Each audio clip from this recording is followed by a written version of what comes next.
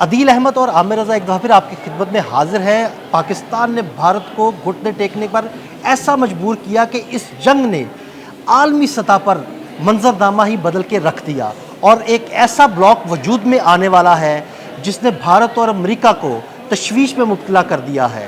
پاکستان کے ساتھ کون کون سے ممالک کندھے سے کندھا ملا کر کھڑے ہو گئے ہیں، اس بارے میں عامر رضا سے جانتے ہیں۔ جی عامر بھائی، پاکستان اور بھارت کی اس جنگ کے بعد ایک نیا بلاک وجود میں آنے والا ہے، یہ بلاک کون سا ہے؟ اچھا، پہلے تو میجر گروواریہ کو مبارکباد۔ اس نے کہا تھا کہ نقشہ بدل جائے گا، بچوں نقشہ بنانا بھی نہ سیکھنا، کیونکہ اس جنگ کے بعد نقشہ بدل گیا ہے، اور واقع بدل گیا ہے، کیونکہ اس وقت واضح طور پر دو بڑے بلاک سامنے آ رہے ہیں۔ ایک بلاک وہی ہے جس میں بھارت ہے، امریکہ ہے اور اس کے حمایتی ملک ہیں، فرانس بھی اس میں شامل ہے، اسرائیل بھی شامل ہے۔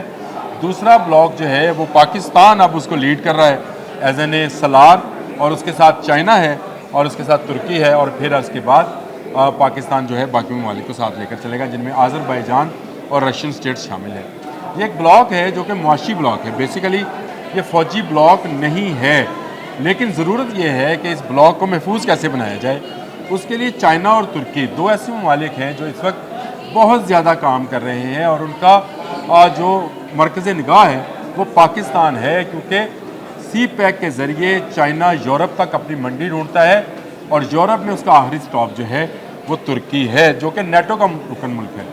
اب یہ وہ نیٹو کا رکن ملک ہے تو اس کے پاس اسلحہ بھی جدید ہے، اس کے پاس ٹیکنالوجی بھی جدید ہے، F-16 وہ خود جو ہے بناتا ہے۔ اس کے علاوہ وہ ایک نیا جہاز بھی بنانے جا رہا ہے جو کہ 5th جنریشن ہوگا۔ اس طرح 5th جنریشن اور 6th جنریشن کے جہاز پہ چائنا کام کر رہا ہے۔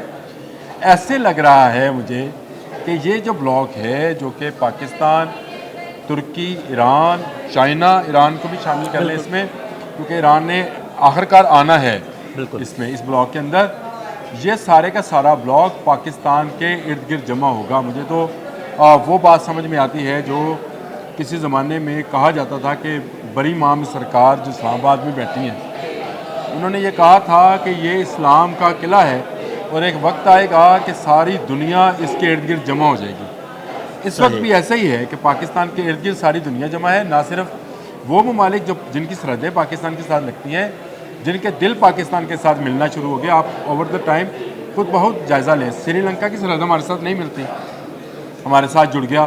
بالکل، بنگلہ دیش کی سرحد ہمارے ساتھ نہیں ملتی، آج سے سال پہلے، 1 سال پہلے تک وہ انڈیا کا مرہون منت تھا، ہمارے ساتھ مل گیا۔ نیپال اب کہاں ہے، کس بلاک میں ہے؟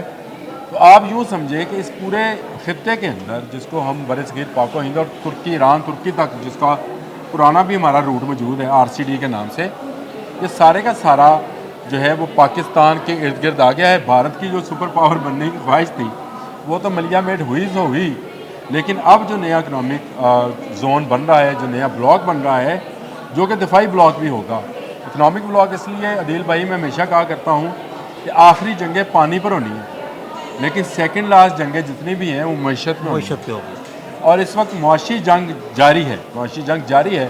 ایک طرف امریکہ ہے، ایک طرف چین ہے، اور ان دونوں ملکوں کے درمیان میں جو ممالک دوسرے بلاک میں شامل ہیں ان کو اسی حساب سے اکنامک فائدہ ہوگا، اور یہی اکنامک فائدہ اٹھانے کے لیے اس وقت چین بھی دیکھ رہا ہے پاکستان کی طرف، اور کسی حد تک ترکی، ایران، آذربائیجان، بنگلہ دیش، سری لنکا، نیپال، یہ ممالک بھی پاکستان کی طرف دیکھ رہے ہیں، کیونکہ پاکستان اس جنگ کے بعد ایک بڑی ٹرینڈ عسکری قوت کے ساتھ جو ہے سامنے آئے۔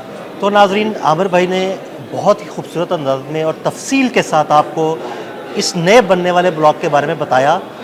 فی الحال عدیل احمد اور عامر رضا کو اجازت دیجیے گا، مزید اپڈیٹس آپ کی خدمت میں لے کے آتے رہیں گے۔